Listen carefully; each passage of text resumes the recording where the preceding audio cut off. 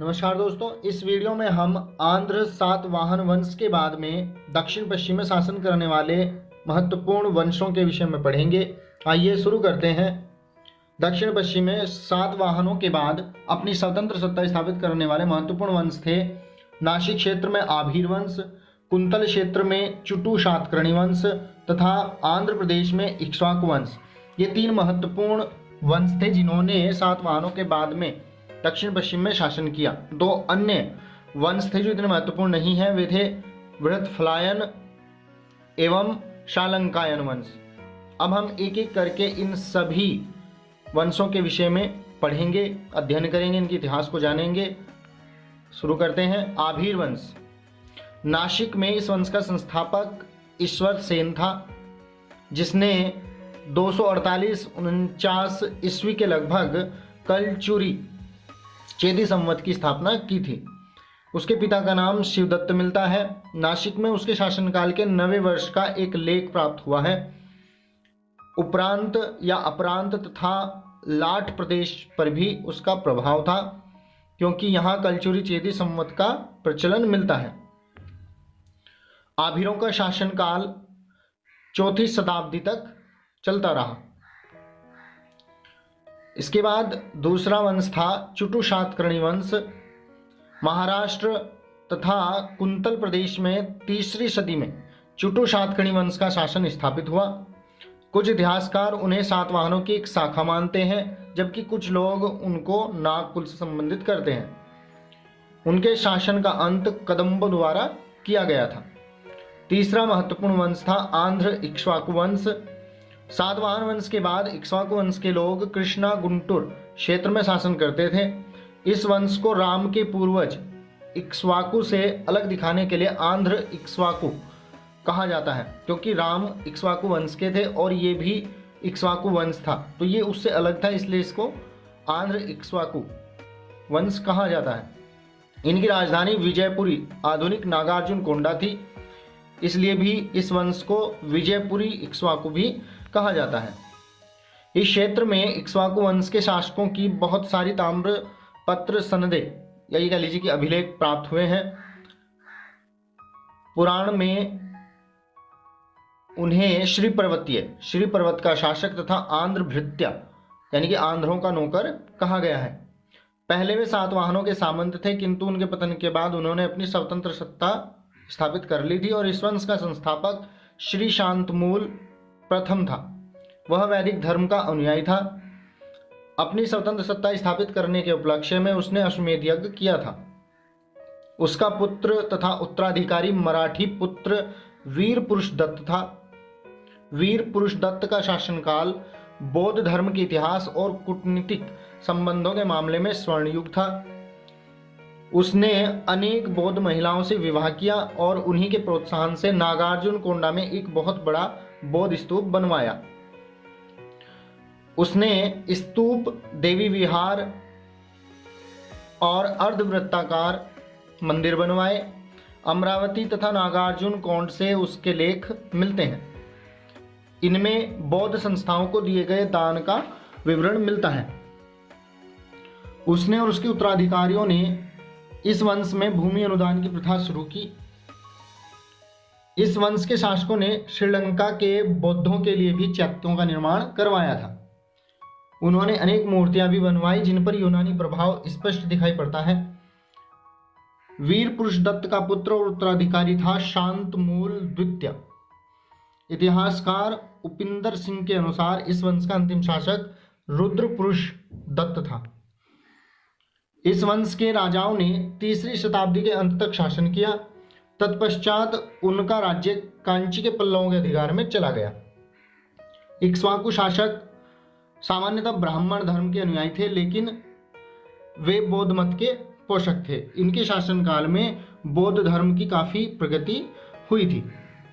नागार्जुनी कोंड स्तूप, जो कि इक्ष्वाकु वंश के दूसरे शासक ने बनवाया था, शांतमूल के उत्तराधिकारी ने, अमरावती से लगभग 95 किलोमीटर दूर उत्तर में कृष्णा नदी के तट पर स्थित नागार्जुन पहाड़ी पर 3री शताब्दी ईस्वी में कई स्तूपों का निर्माण किया गया था, जिसे नागार्जुनी कोंड स्तूप कहा जाता है। इक्ष्वाकु नरेश मराठी पुत्र वीर पुरुष दत्त के शासनकाल में महास्तूप का निर्माण एवं संवर्धन हुआ।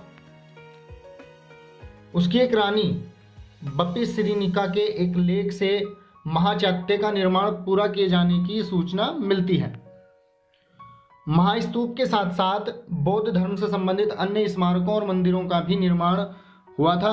रानियों द्वारा बौद्ध स्थापत्य के निर्माण के लिए नवक्रमिक नामक अधिकारियों की नियुक्ति की गई थी।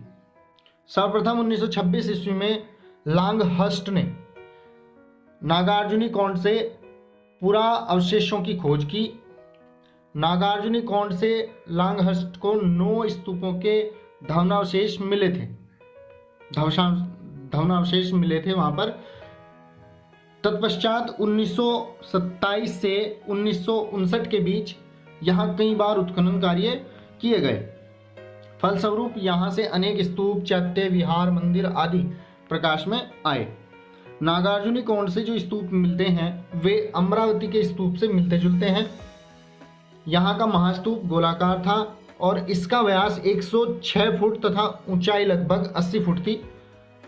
शिलापट्टों पर यानी कि जो पत्थर के जो पट्टे हैं उन पर बौद्ध धर्म से संबंधित कथानकों की प्रचुरता से उत्कीर्ण किया गया है। ये जो कथानक थे इनको प्रचुरता के साथ में उनमें उत्कीर्ण किया गया है। कुछ दृश्य जातक कथाओं से भी लिए गए हैं,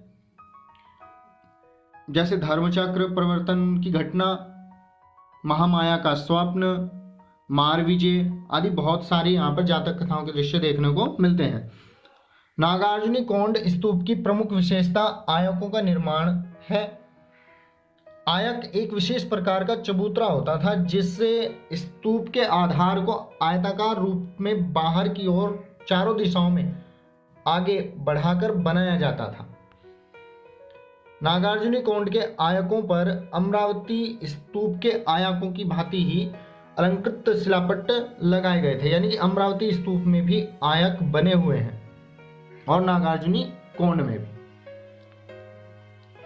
इस स्तूप की वेदिका में प्रवेश द्वार तो मिलते हैं। वेदिका मतलब जो रेलिंग है, इसकी बाउंड्री की हुई है रेलिंग, उसमें प्रवेश द्वार तो है लेकिन किंतु तोरणों का अभाव है। तोरण होते हैं एक तरह से आप ये मान लीजिए कि गेट के ऊपर की तरफ जो झालर टाइप लगाई जाती है या नक्काशी जो झालर टाइप की जाती है उसको तोरण बोला जाता है, तो वो नहीं मिलते हैं।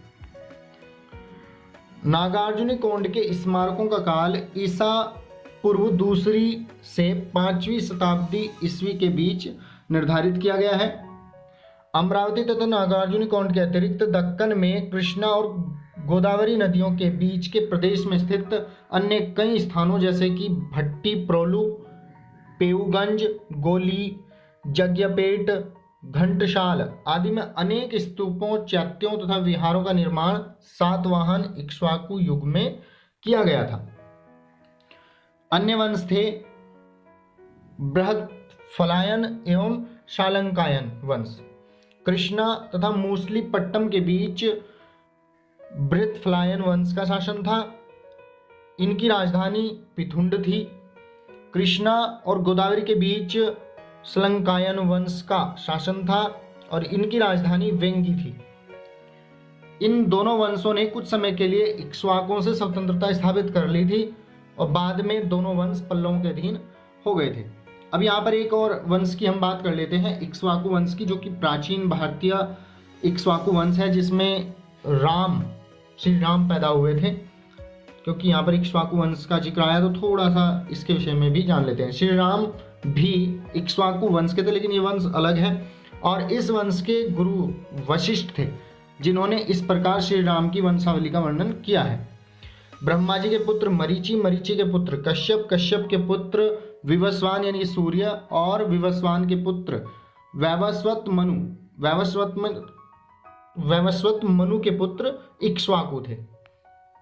इक्ष्वाकु प्राचीन भारत के इक्ष्वाकु वंश के पहले राजा थे।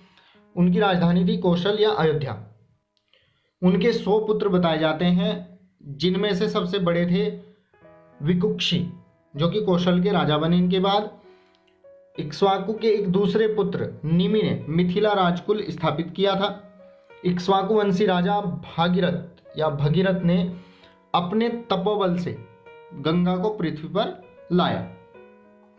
भगीरथ के पुत्र कुकुत्स्थ के पुत्र रघु हुए। रघु के अत्यंत तेजस्वी और प्रतापी नरेश होने के कारण उनके बाद इस वंश का नाम रघुवंश हो गया।